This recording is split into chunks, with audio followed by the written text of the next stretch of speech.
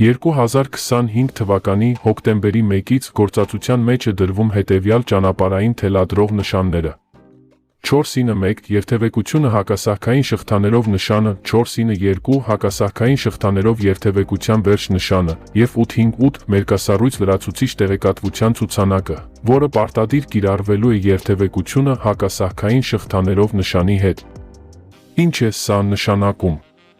Սա նշանակում է, որ նշանի ազդման գոտում երթևեկելի մասի ծածկույթին, ձյան կամ մերկասառույցի առկայության պայմաններում արգելվում է երթևեկել առանց հակասահքային շղթաների, 3,5 տոննայից ավելի թույլատրելի զանգված ունեցող բեռնատարներին և ավտոբուսներին։